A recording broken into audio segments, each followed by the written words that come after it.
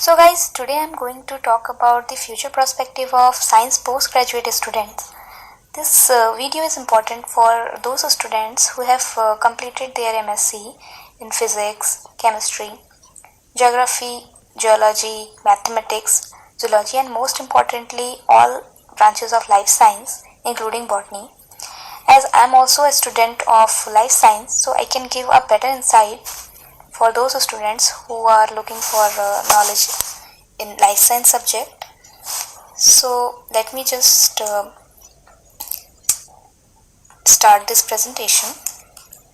So now, as you have passed your M.Sc exam and now wondering what should be the next step to land into a wonderful career. So I'm assuming that till now you all must have some idea what you want to become. So you must be aware that after M.Sc there are two options. One is to become a assistant professor and second is to become a scientist, which involves your role in the research and development, that is R&D companies or CSR labs. So I'm going to talk about in these two roles in details. Sorry for my tongue. So for those who want to be assistant professor, they should have M.Sc and have to clear the exams such as CSR NET, which is combined called as CSR UGC NET. NET means the National Eligibility Test, and also there are alternative exams such as SLET, that is a state level eligibility test, and ARS NET, which is conducted by agriculture institutes. So all these nets are important for you to be eligible to give an exam for assistant professor. And when you fill the form for assistant, this makes you only eligible for filling the form of assistant professor, and after that you have to give an objective exam or maybe direct interview, and there are many different procedures for depending on which state which is called Lok Seva Ayog, which state Lok Seva Ayog you are filling the form for. So most of them conduct an objective exam and further they conduct interview, and then you get selected if you get enough marks.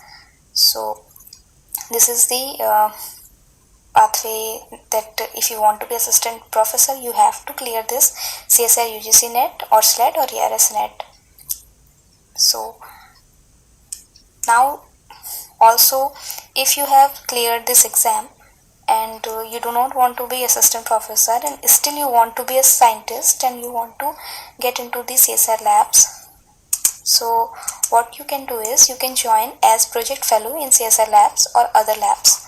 So because these CSR labs actually time to time given advertise the vacancy for project fellows, and the main eligibility is M.Sc plus NET.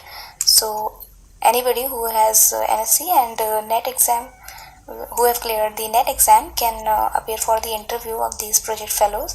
And once you complete your project fellow tenure up to 2 years, and meanwhile in these 2 years you have to have at least 2 publication, only then you can appear for the SRF upgradation, which can eventually leads to completion of the PhD. So if you have NET and you want to do PhD, one method is that you have to join as project fellow and complete your 2 years, and you have to have a publication, 2 publications, and then you have to apply for ICMR and CSR SRF fellowships. And other than that, if you want to do PhD, then with this NET you can apply for PhD, but you won't get any fellowship, and meanwhile you can apply for assistant professor. Now another option that I was talking about is to become a scientist, so and also assistant professor. So for this, apart from CSR NET, you have to clear CSR NET JRF exam. Actually both the exams are same, but if you get higher marks you qualify for JRF, and if you get little low marks, then you qualify net, and if you do not get the cutoff marks for both net or JRF, then you don't qualify at all. So there are many exams for net JRF, such as CSR net JRF, DBT JRF, which is the Department of Biotechnology. Only biotechnology students can give this exam. Then ICMR JRF. So this is also exam which any M.Sc student of life science can give this exam. So after clearing this JRF exam,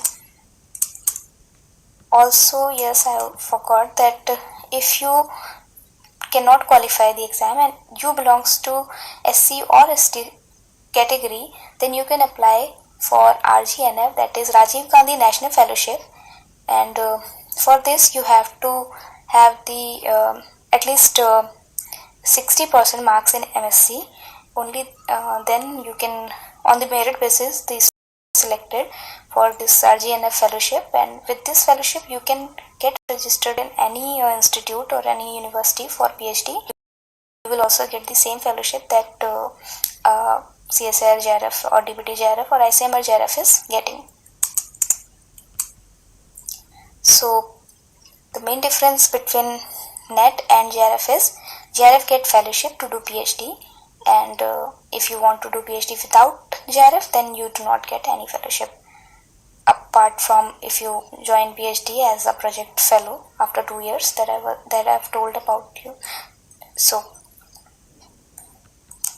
after PhD, one can join postdoc either abroad if he gets it, or in India, and also another option is to join as research associate, and if any permanent scientist post comes, if advertised, one can join. So PhD makes you eligible for postdoc, research associate, and a scientist post, and also assistant professor.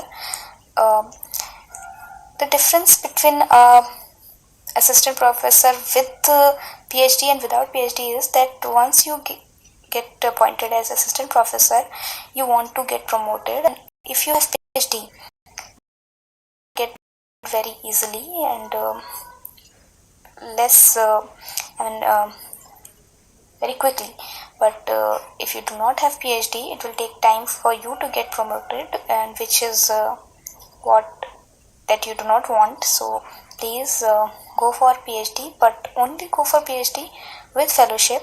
So I would recommend that if you are a M.Sc student, please qualify this CSIR NET JRF exam and get enrolled as soon as possible. Qualify this exam and get enrolled for PhD, because PhD itself takes at least 5 years. So do not waste your time more than 1 year. Do not waste your time. 1 year is enough for you to qualify this exam, and once you qualify the exam, as soon as possible, please join any lab. And as you know that there has been high fellowship, so for doing PhD, I don't think that fellowship is very less now, because when I joined PhD, I fellowship at least 16,000. But meanwhile, while I was doing the PhD, the fellowship got hiked. So then I was getting, I think, 25,000 plus HRA, and so now I think the JRF fellowship is 31,000 plus HRA. So not bad. I mean, of course, there are no other option available. So once you if you want to do PhD, you have to compromise with the fellowship. So guys, keep in mind that you have to work hard for the NET JRF, and whatever question you have in your mind, please leave it in the comment section. If I can reply, I will reply absolutely.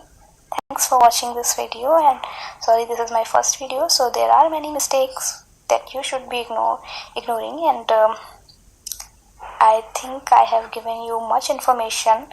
If any student who is confused can get little benefit after watching this video. Okay, thank you.